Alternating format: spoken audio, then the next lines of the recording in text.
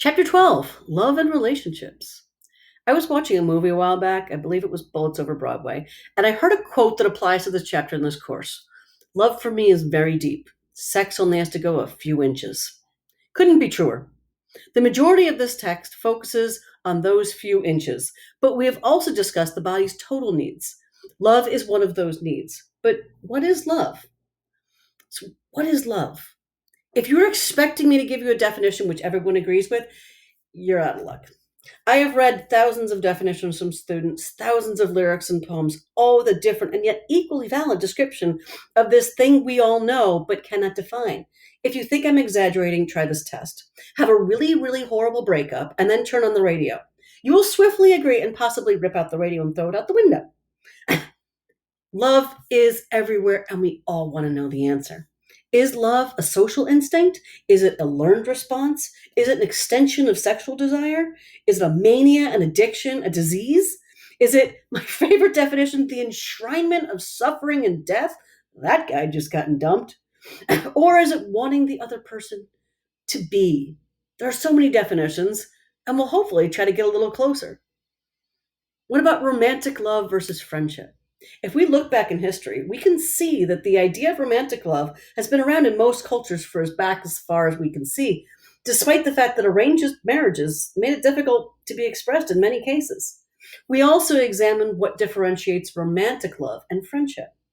Your text lists out 8 categories that most people agree are needed for true friendship, yet many or all of these categories are also true for romantic love as well. But look at those qualities which are stronger for romantic love. You are generally fascinated with little things your friend does. It's so cute how she wiggles. No. Or concerned about exclusivity. Are you concerned if your friend calls? Maybe your friend is out with another friend? No, but you do with a partner. Sexual desire. If you have sexual desire for your friend, you might want to reanalyze your friendship. Or giving the utmost. I consider myself a good friend, but if my best friend woke me up at 4 a.m. because she needed a hug, I would probably hang up. If a romantic interest called, I would be in the car and ready to travel 250 miles. This all leads to the worst breakup line. I love you, but I'm not in love with you, which often seems like a cheesy cop-out. There's some validity. That's something we need to look at. How do I know if this is really love? We have often asked ourselves and others, how do I know this is really love? The answer is you know you're in love when certain physiological responses are combined with a positive cognitive interpretation of those responses and make you think that that's love. That clarify things for you? Didn't think so. What you should realize is that what humans have is called a fight or flight response in the face of any potential unknown. These physiological responses prepare the body to either fight or flee, hence the name. These involve increased heart rate, sweaty palms, nervous stomach, dry mouth. If you're faced with a large hungry bear, a gun pointing at your head, or the object of your affection, you will have all these same responses. Our bodies are only programmed for one response. However, our minds can interpret those differently: fear or love. But this reaction does not continue forever. If it did, our bodies would be overworked and likely we'd die faster. Some people do become obsessed with this feeling of an adrenaline rush. These are the people who like jumping out of perfectly good airplanes, or attaching themselves to large rubber bands and jumping off things, or moving from relationship to relationship. Same response, and each has its drawbacks.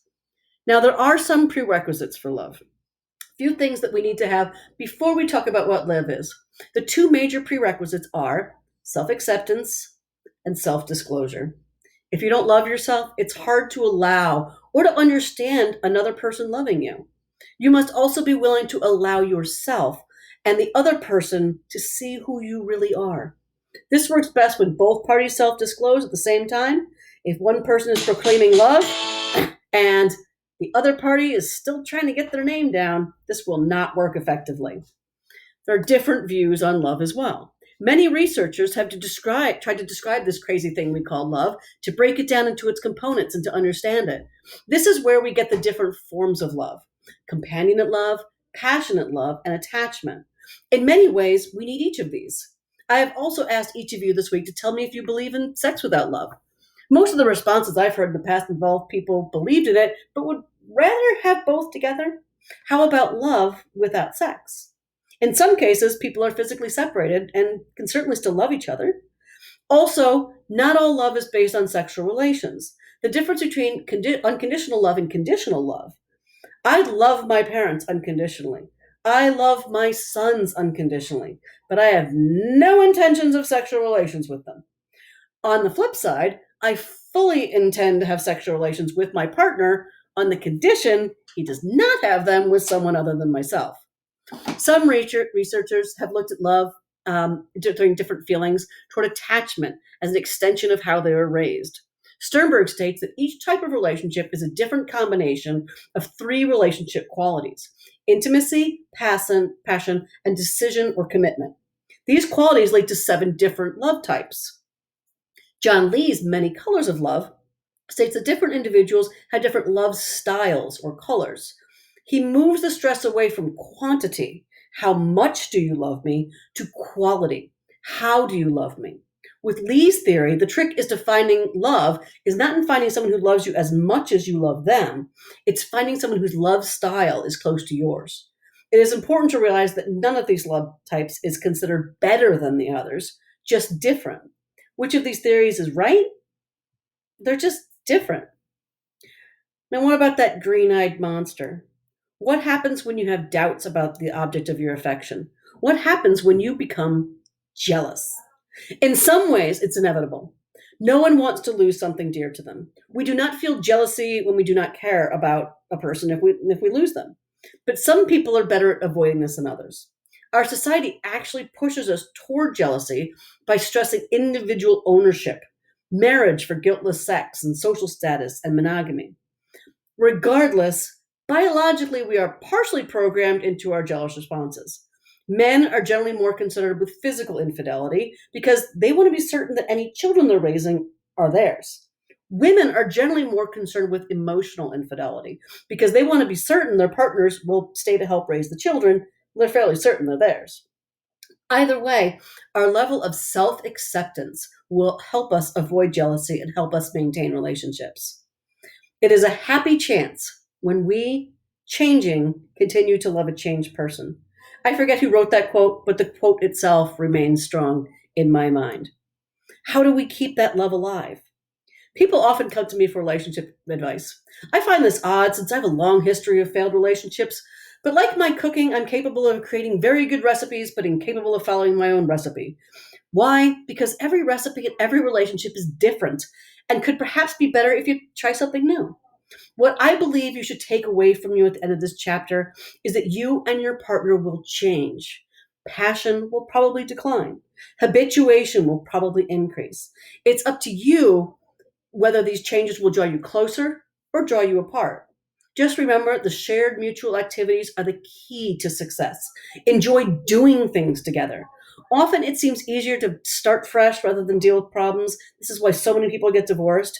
And breakups will happen in some cases, and they're never easy. Whenever I think about the difficulties people face in a long-term relationship, I think of my maternal grandparents. Perhaps you know someone like them. I am certain they had their ups and downs and struggled through them. When they were in their late 80s, they both hospitalized, and the hospital put them in separate rooms because men and women were not supposed to share rooms. My grandfather argued that this was his wife. He was 86, he just broke his hip, and he would not be up to any tomfoolery. They got a room together, as they had always shared. They also passed away within 6 months with one another. Love can endure if we're willing to try.